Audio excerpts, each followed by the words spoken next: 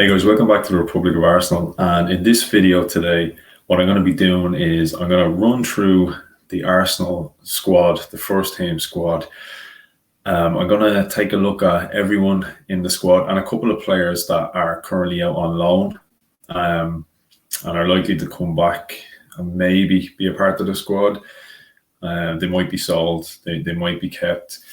I'm going to just give my verdict on who in the current squad and those returning on loan, my feeling on whether we should hang on or whether we should look to cash in.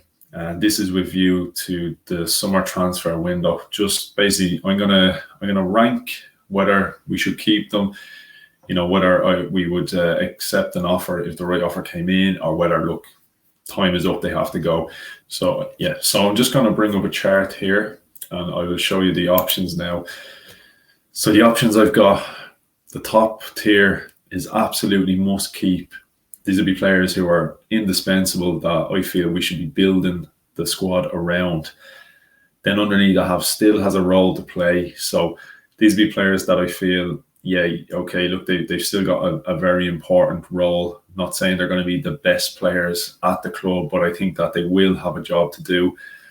Underneath that, would consider selling if the right offer comes in, pretty self-explanatory. Then I have would look to move on. So there'd be players that, if an opportunity came up, I would like the club to maybe move them on. And then the bottom one, get rid, absolutely no debate, end of story. And I'm sure that one is going to be one where we're going to have varying opinions. I think everyone has an idea of who they would and wouldn't completely get rid of. So I just scroll down. So there's the whole squad. So the first one on the list is the captain, Pierre-Emerick Aubameyang. Now for Aubameyang, again, he's dividing a lot of opinion this season. But look, it's undeniable what he's done for us in the past. That's why I want to give him the benefit of the doubt. Last season, I would have definitely put him in the absolutely must keep. He has had a poor season. He looks like he's not the same player. A lot of personal issues and whatever else going on. I would put Aubameyang in the still has a role to play category. Look, I've accepted now he's got a contract with us. He's not going to go anywhere, I don't feel. I can't see the club looking to try get rid of him. So I think the most realistic option is still has a role to play. He's the club captain. He committed to a new contract. We gave him a big pay rise. Realistically, whether you want him to go, whether you want him to stay, he's going to remain. So for me, still has a role to play. Next on the list, the right back, Hector Bellerin. Again, another player divides opinion massively. Maybe more so the opinion is his time is up at the club. There's talk about Paris Saint-Germain, and I've even seen Barcelona again linked with him. Player who maybe has been a bit unfortunate over the years with injuries. Definitely, look, you can't criticise the guy for his love for the club. And he has been a good ambassador for us. Maybe not so with his performances on the pitch, especially as of late. The injuries, they really are taking a toll. He seems to have lost that pace that he was famous for when he first made his breakthrough into the Arsenal team. With Bellerin, I would put in the category of would look to move on. I just think it is time. It is time we explore different options. I would like us to go a different direction, maybe a Tariq Lamptey, a Max Aarons, younger profile, just a different style of right back. Next up, Dani Ceballos. Dani Ceballos, he's not our player permanently. There is talk of Real Madrid, being willing to part ways. I've seen 22 million mentioned. My feeling is, yeah, on his day, decent player. Like he's definitely has got something about him. 22 million, it wouldn't exactly break the bank. I just feel for club and Arsenal's financial situation, every penny counts right now. If you've got 22 million to spend, I would rather we, added that 22 million to whatever other funds we could come up with and go for another big solid signing.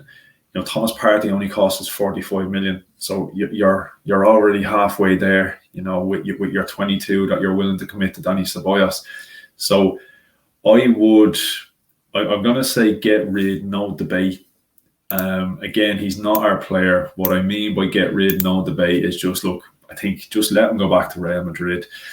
Real are probably going to sell him on. I can't see him having a future there. So I'd allow him just go back and move on with his career. Next up, Cedric Suarez. Again, look, Cedric, one of those players, he wasn't exactly welcomed with open arms when he was signed by Arsenal. I did think at the time, yeah, it was a bit of an underwhelming signing, I'm not going to lie. But I tried to look at the positives. He's a Portuguese international. He has played in the Premier League. He played for Southampton. He's solid. He was never going to be anything more than just a solid option. And we can see that when he plays. Look, he's been covering that left back. He's probably good enough to take the right back position from Bellerin. I don't see him being a future option, as a permanent right back for us. I will put him in the category of still has a role to play because, again, he's still relatively new. I can't see the club looking to cash in or anything like that now anytime soon. I think he'll hang about for a while. Like that, if we can sign someone permanent at right back, maybe Cedric will just be a little bit of competition and fill in. Hopefully, if we've got European football next season, he'll come in a bit of rotation and that. So I think he still has a role to play. Up next, Callum Chambers. Again, Callum Chambers, just a guy whose career has never been able to really kick on. A lot of injuries. Every time he comes back, he seems to suffer another pretty bad injury. He's 26 at the minute. I don't think he's got a career at Arsenal, to be completely honest. When he has played, he's never overly convinced me. I've never thought he's bad, but he's never overly sold me on the idea that he should be a starter for Arsenal. We've seen him. He went off to Fulham. We signed him as a right back from Southampton. He has been playing recently in our under 23s as a right back. Now, whether right back is actually his position, I don't know, because we have played him in the first team as a centre half. Again, he's been okay in moments. Fulham took him as a centre half. He didn't impress. They put him in a centre midfield and he ended up winning Player of the Year for Fulham. So again, I just don't know. I would look to move Callum Chambers on, definitely. I just don't see the point in hanging on to him any longer than we've already hung on. Next, we've Mohamed El Neni. This one, again, divides a lot of opinion. Not a bad player by any means. Not a great player by any means. Again, average, solid, a solid 6.5, 7 type of a player pretty much every game. You rarely get a bad performance, but you rarely get an amazing performance. I think the easiest one for this would look to move on. Again, if you could get a couple of quid out of him, why not? Especially if it's going to go towards a signing, a better player. We need big improvements in midfield, and definitely, as I said, Dani Ceballos, if you were going to commit that 22 million, hang on to that 22 million. If you can get even 5-6 million for El Neni, I know Besiktas apparently were offering 7 million for him, but Arteta decided to keep him. Look, if you can get even about 5 million out of him, then you have a good head start on a decent option in midfield. Next up, now we have centre half Gabriel. Again, look, Gabriel, he's a new sign and looks very promising. We didn't break the bank for him. He's still young, still learning. Definitely has a future at Arsenal. It's an easy one. Absolutely must keep. The signs are good, early days, and I think he can only improve and only get better. So up next we have Matteo Guendouzi. This one, I may divide opinion on this one, but what I'm going to do with Guendouzi is I'm going to put him in the would consider selling if the right offer comes in. Now, the reason I've gone that direction with Guendouzi is nothing to do with his ability as a player. I think he's good. I think he has a lot of potential. I think he can become a very good player. What I doubt is whether he can, change his attitude. And you know what? It's his attitude. The thing that makes him, a special talent can ultimately lead to his downfall. If he can learn to control, the passion that he has, and he can turn it into, making something happen on the pitch and cut out the kind of childish attitude he has, where he's falling out with managers. He's talking to opposition players and trying to wind them up. And then, of course, we've seen what he did to Neil Maupay. You just can't do that. I just don't know if he's that type of character that can cut that out of his game. He fell out with the coach at Lorient before he arrived at Arsenal, and he was only about 17 when that happened, So it's going to take something special, I think, to transform him. And I don't think Arteta's going to be the guy that's going to have the patience to want to have to, try to rein him in a little bit. I don't doubt that Arteta rates him as a talent, because he did play him up till the Brighton moment. I just think, look, if a good offer came in, again, this is my view is on the long-term partner for Thomas Partey. So again, I've seen fees of a potential of 30 million for Guendouzi. I think that money can really go a long way towards somebody permanent beside Thomas Partey. So then we have another player who's going to divide a lot of opinion, Rob Holding. I would put Rob Holding in, still has a role to play. Now, look, whether you rate him or you don't rate him, he's just signed a new contract. So the reality is he's going nowhere anytime soon. Again, I think he's an okay player. He's a decent option. Now, we've seen if you give him the right partner, maybe Pablo Mari, he seems to work well. Pablo Mari doesn't seem to be happening for himself and Gabriel. I've never been convinced by the pair of them as a partnership. So look, if you stick him in with somebody maybe that can help him out a bit more with the organisation, I definitely think, he can play a role. I would rather he wasn't a starter every single week. I just think he has got a role in the team. Okay, then we have Sead Kolasinac. Sead Kolasinac, I think, you know what, I'm probably being a little bit harsh on Kolasinac. I'm going to put him into get rid, no debate. I just think, look, he's off on loan now. We know inevitably he's going to move on. I think his Arsenal days are numbered. I think just get rid. We'll move on at this stage. Alex Lacazette, again, another player. I would like to put him in, still has a role to play. I just think he's not getting any younger. His contract is going to be up pretty soon. I would look to move him on. And again, this is not me saying I don't rate him as a player. I like him as a player, as a person and all that, I think he links well. I would like us to move on, a younger profile striker and a different style of striker, more mobile, quick, strong. A lot of the things Lacazette is what I'm looking for in a striker. He's good at what he's asked to do, but I don't think the job he's asked to do actually suits him. He's trying. I will give him props. He is trying. I just think, get a couple of quid. There's better options out there going forward. Bernd Leno, this is an easy one. Absolutely must keep Bernd Leno. He's absolutely vital. Always one of our best players. There's absolutely no debate. I know the Emi Martinez, Bernd Leno debate is still going on. My view is, look, we lost a great keeper. We held on to a great keeper. We got money. We got Thomas Partey. We still kept a really, really solid, good goalkeeper. There's no denying. And anybody who doesn't rate Bernd Leno,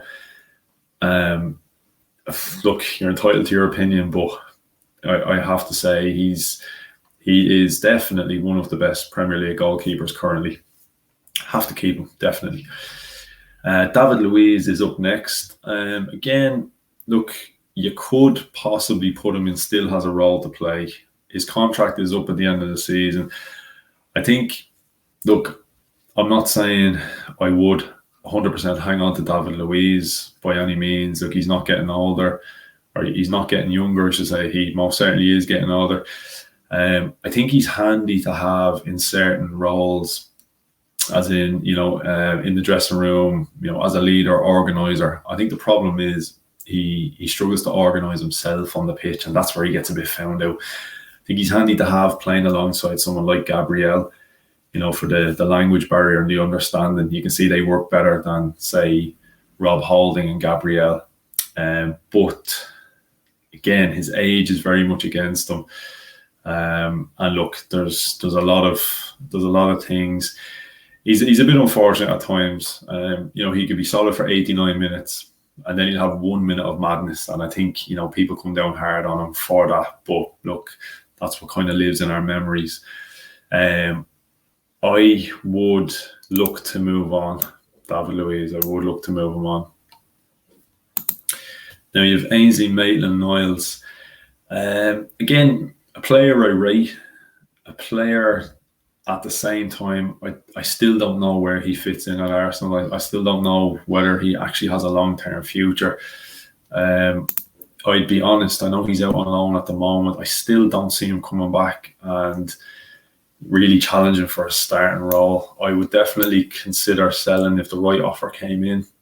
I definitely would. Pablo Mari. I'm going to put Pablo Mari in, still has a role to play. Look, we still haven't seen an awful lot of him. The little bits that I have seen, I think he looks decent. He looks solid. I think you're going to have to keep him. You're going to have to keep him and try keep him fit. And see, you never know, he could become a vital part of our defence. He looks decent. He has good attributes. He's comfortable on the ball. He's another left-sided centre half. Whatever your feelings about a left-sided player and a right-sided player in centre defence, he at least helps with that. Big, strong. I think he can only improve when he gets more confident. With a bit more playing time. Definitely, yeah, he's got a role to play, definitely. Gabriel Martinelli, this is going to be an easy one. I think everyone would put him in the category of absolutely must keep. Now, looks a great talent. I'm seeing a lot of debate on Twitter about Martinelli as well as to why Arteta isn't giving him minutes on the pitch. And my belief on this is, look, he's a young kid. Yeah, we were all taken by storm when he came into the team. Right from a Serie D club in Brazil, 6 million. Nowadays, it's pretty low risk, and he absolutely hit the ground running under Unai Emery. Scored a lot of goals we weren't expecting, even playing as a striker when he's predominantly a left winger. We expected big things from him, and he suffered a bad long-term injury. He only recently came back from injury, and then we seen he picked up a really unfortunate injury in a warm-up before a game. I think Arteta is just being cautious with him. I think Arteta and his medical team are being really, really cautious because they know how talented he is. They know how important he can become. Look, at his age, you can't really afford to take too many risks, and especially the type of all-action player he is. He's going to give you 110% on the pitch, even if he's only 20% fit. And a player like that, as great as it is, can be dangerous as well. We've seen with Alexis Sanchez in the past. Now, we were lucky because Alexis Sanchez absolutely ran himself into the ground and then moved on from Arsenal. And you could see his legs are gone. He was completely shot. The injuries are starting to mount up now, later in his career. And Martinelli, although he's only at the beginning of his career, if you keep rushing this kid and he keeps picking up serious injuries, you're going to completely hamper his progress. So I'm more than happy for Arteta to be cautious with him as long as he does eventually form the team around him, because I definitely think he's going to be huge for Arsenal's future. Next up, we've got Mavropanos. Again, Mavropanos looked decent enough when he got an opportunity. I remember his debut against Man United. Yeah, he was really, really good. Just hasn't really worked out for him now, and he's been off on loan at Stuttgart. And I'll be honest, I haven't really been following him too closely. Maybe anyone watching, you can let me know in the comment section your feelings on Mavropanos. I just think, look, again, I'm being a bit harsh because I haven't been following his progress, but I would consider selling if the right offer comes in. And it's just, with view to freeing up some funds that we can use elsewhere. Reiss Nelson up next. And look, again, I'm going to throw Reiss Nelson into would consider selling if the right offer comes in. I was disappointed that we didn't get him out on loan in January. You can see he's been playing in the under-23s. He's a player that obviously has a bit of talent, a bit of ability. There's no doubt in that. You can see that. Although we've had a couple of performances from him that I've thought, yeah, like this kid looks quite good, I've never really sat back and thought of him, on the same level as Bukayo Saka and Martinelli. I would just consider selling. I really would. The next player, again, I would definitely consider selling Eddie Nketiah, and I have been a fan of Eddie Nketiah in the past, and I've been an advocate for, give him a bit more time to develop and that. Now, I purposely didn't put in a loan option into this because I'm just literally going, this is who we should keep, this is who we should consider selling, this is who we should definitely sell. I'm not even going to bother talking about loans. So maybe like your feelings, and again, you can let me know in the comment section, maybe the likes of Nelson and Nketiah, you might want to loan off. I'm just saying we could potentially loan them, but if the right offer came in, with West Ham at one point we're talking, 20 million plus, I think that's a great offer. If something like that comes in, I would 100% consider selling. Next we have Odegaard. Again, like Danny Ceballos, he's not our player. He's only here for 6 months. As I understand, there's no option to buy. It's very early days to really judge Odegaard. I don't think it'd be too fair. Look, I'm going to put him in. This is a hard one because I'm just going to put him in. Still has a role to play because for the moment he's still a little bit unknown with regard to the summer. We don't know what's going to happen. We really don't. Obviously, if he impresses, the clubs can come to some kind of agreement. Arsenal will look to sign, I imagine.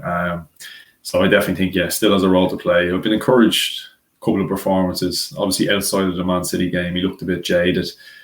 He hasn't played a lot of football since, when he was at Real Madrid, and since he arrived, he's played a lot of games back to back. So look, I'd imagine his legs were feeling it by the time that game came around. But no, he looks bright. His link-up play is good, and for a player who's not with the squad long, to me, he kind of looks as though he's there a lot longer than he actually has been, which is definitely encouraging signs. This is an easy one up next. You've Thomas Partey. So look, again, absolutely must keep. Not exactly a big money signing. 45 million nowadays, it's not massive. And for the player of his quality, I think it's a steal. We've been so unlucky. You just can't keep the guy fit, and he's never had a long injury record at Atletico Madrid. It's just Arsenal all over when we sign players. I don't know what it is. It's just the curse of Arsenal and injuries. It's a constant. But look, it's a no-brainer. Thomas Partey is absolute quality player. We've got to be building the team around a guy like that. The next one, Nicolas Pepe. Yeah, again, there's going to be opinions on this one, I'd imagine.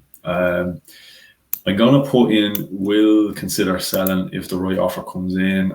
Again, look, maybe I'm being a little bit harsh. I'm seeing glimpses from Pepe. You can see ability. I've never doubted that there's ability there. The only thing I doubt is whether he has the mentality to fulfill that potential. I just don't know. It just doesn't seem to me.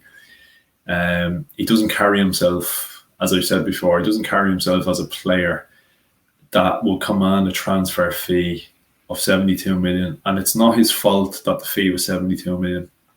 But I do think it's going to affect his Arsenal career. I would look to cash in if a decent offer came in for him. I definitely would look to cash in. And look, we know Arteta's not completely sold on him, so if he's not going to be a mainstay in the team, and you can get a couple of quid out of him, yeah, definitely move him on. Alex Runerson next. I think get rid, no debate. I don't think anyone's going to have too many complaints. Again, a bit unfortunate. He looks a bit out of his depth at Arsenal. Not his fault. He was signed. They should have done a little bit more research into the signing. As I understand, it was a recommendation from our goalkeeping coach, and I'm sure Arteta and Edu and that probably just took it on good faith. Yeah, he gave us his word. This guy's decent. No, just not for Arsenal for the long term.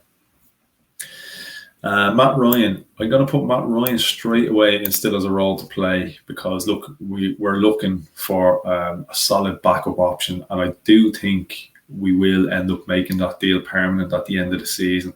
Whether he does go on to play, I know he's played one game already, but whether he plays between now and the end of the season, I do think we'll be looking to make it permanent. And I think he'd be happy even as a backup. He's an Arsenal fan. He's come to us from Brighton, where he had lost his place, so it's not as if he's going back to really fight for his place. He's not the number one there anymore, so I think he'd be happy now. Stay at the club he loves and supports. He'd probably rather be a number 2 at us than a number 2 at Brighton. So yeah, permanent, I'd say. Bukayo Saka, absolute no-brainer. Like, the kid is 19 years of age. He has such a high ceiling of potential. He's our best player. And it's sad to say, really, that a 19-year-old kid is our best player. He's our best performer. Maybe I should reword it. He's our best performer, and it shows. Okay, one, it shows the talent that the kid has, that he's our best player and best performer. But 2, it also shows the lack of strength and depth that we have in the squad, that we are relying so heavily on a 19-year-old kid who's not playing an awful lot of first-team football. He is now playing a lot of first-team football, but he hasn't got a lot of experience prior, and he's absolutely carrying us week in, week out. Absolutely, you've got to build the team around him. I honestly believe he can become world class. Like, he's such a good player. William Saliba. Yeah, look, I'm going to put William Saliba in. Still has a role to play, because he's off on loan right now. He's getting minutes at Nice, and he's doing well. He's going to come back, and I do think he will get a chance. I think he'll get a chance next season. I was willing to be patient, and look, I've no choice now, because he is off on loan developing. I do think he'll come back, and he has got a role to play at Arsenal. Next one again, Emile Smith-Rowe, absolutely must keep. That's an easy one. He's been an absolute revelation since he broke into the first team. And look, you see the difference he makes. His footballing IQ is just on a different level. Himself and Bukayo Saka are just leaps and bounds above even some of the first team players that we have in there, like the established guys. And I think maybe I'm being a bit unfair to the likes of Nelson and Nketiah and Maitland-Niles, but this is the bar. The bar has been set by Smith-Rowe and Bukayo Saka. They're so much more advanced than Willock, Nketiah, Nelson, Maitland-Niles. They're so much more advanced that they've set the bar. So if the young guys coming through aren't on that level, to me, they're not going to be good enough to hang on to. This is the bar now being set by Smith-Rowe and Bukayo Saka. This is the caliber of kid that we need to come in to play in our team. I don't think we can afford to be just handing out the minutes to a guy who looks okay. These are the kids we need now. We need these guys that can come in and hold their own, with the big boys. So the standard has been set, lads, for all the other guys. The standard has been set. Kieran Tierney again, no brainer. Absolutely must keep. Look, going to be a future Arsenal captain, no doubt about it. I think the majority would agree with me there. Absolutely vital to our play. You can see how bad we miss him when he's not there.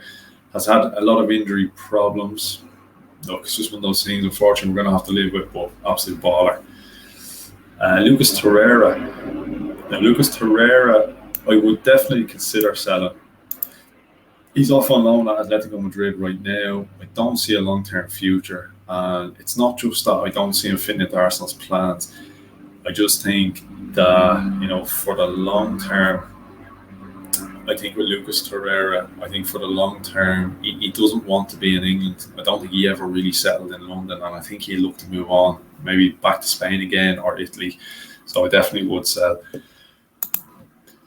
This one, Willian, again, I think everyone might agree with me on this one. Just get rid, absolutely no debate. Now, I'll be honest, I don't see him going in the summer. I think we've committed too many years and we've given him too high a wage that I think we're going to be stuck with him for a while longer. If I had my way, I'd 100% get rid of In the Morning. He just has completely failed to offer anything outside of the opening day of the season against Fulham.